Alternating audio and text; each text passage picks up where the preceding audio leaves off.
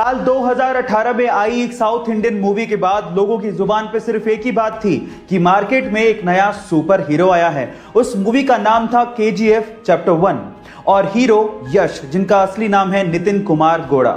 Guys, यश KGF chapter 1 के बाद रातों रात सुपरस्टार बन गए, लेकिन उनकी लाइफ का एक ऐसा पहलू है जिसे जानने के बाद आप लोगों को बहुत प्राउड फील होगा। जी हां गाइस, यश के पिताजी रोडवेज बसों में बस ड्राइवर हैं और यश का इतना नाम होने के बावजूद भी आज भी उनके पिताजी बस चलाते हैं। उनका यह कहना है कि इसी काम की वजह से यश इतने बड़े सुपरस्टार बने हैं। गाइस, उनके पिताजी का जमीन से जुड़ा होना कहीं ना कहीं यश की स्टारडम का कारण भी है।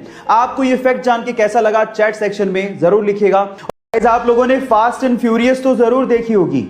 इस फिल्म के और इस सीरीज के आप लोग दीवाने भी होंगे और स्पेशली दीवाने होंगे विन डीजल की एक्टिंग के, है ना गाइस। पर गाइस, क्या आपको पता है कि विन डीजल के एक्टिंग करियर की शुरुआत कैसे हुई थी?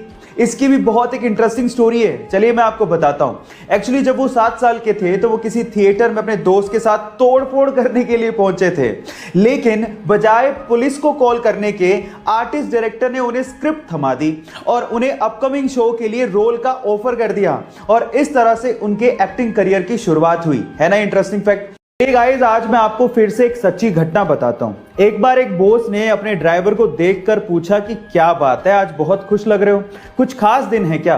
तो उस ड्राइवर ने कहा कि सर, आज का दिन मेरे लिए बहुत स्पेशल है क्योंकि आज मैंने रतन टाटा जी को कार ड्राइव करते देखा। तो बॉस ने कहा कि इसमें क्या खास बात है? तो उस ड्राइवर ने कहा कि सर, जब वो कार ड्राइव कर रहे थे तो मैंने उनको अभिवादन देने के लिए हाथ हिलाया और बदले में उन्होंने मुझे रिस्पॉन्ड किया, इसीलिए आज मैं बहुत खुश हूं, मेरा दिन बन गया। सच अ ग्रेट पर्सनैलिटी।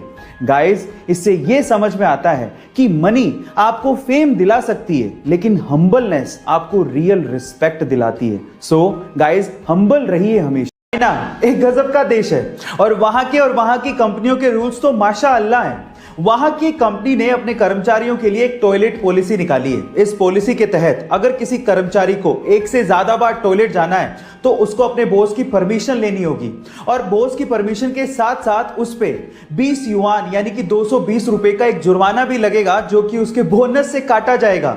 और कंपनी का इस पे यह कहना है कि उन्होंने ये फैसला कर्मचारियों के आलसपन की वजह से लिया है। पता नहीं चीन और चीन की कंपनियां कहां पे जाके रुकेंगी। एलॉन मस्क, जो कि रिसेंटली ही अमीर लोगों की सूची में नंबर 1 पर आ गए थे, उसकी वजह आप जानते हैं? उसकी वजह है टेस्ला कंपनी और उसके बढ़ते हुए शेयर प्राइसेस। लेकिन क्या आपको पता है कि एलॉन मस्क ने एक बार ट्वीट करते हुए लिखा था कि जब टेस्ला कंपनी के बुरे दिन चल रहे थे तब एलॉन चाहते थे कि एप्पल कंपनी टेस्ला को एक्वायर कर ले, लेकिन एप्पल कंपनी के सीईओ टिम कुक ने एलॉन मस्क से मिलने तक से मना कर दिया था और आज टेस्ला कंपनी दुनिया की मोस्ट वैल्यूएबल कार कंपनी है, जिसकी वजह से एलॉन मस्क दुनिया के सबसे अमीर लोगों की सूची में इतने ऊपर पहुंच गए हैं। गाइस, समय का पहिया है, एक बार जरूर घूमता है, ये सबको ध्यान रखना चाहिए। गाइस, फिर से एक केबीसी का सवाल पूछता हूं। आप लोगों ने नोकिया कंपनी का नाम तो जरूर सुना होगा और नोकिया मोबाइल आपने या आपके किसी फैमिली मेंबर ने यूज भी किया होगा। मेरा सवाल यह है कि नोकिया कंपनी या नोकिया मोबाइल का नाम नोकिया कैसे पड़ा? इसके पीछे का रीजन क्या है? नहीं जानते ना?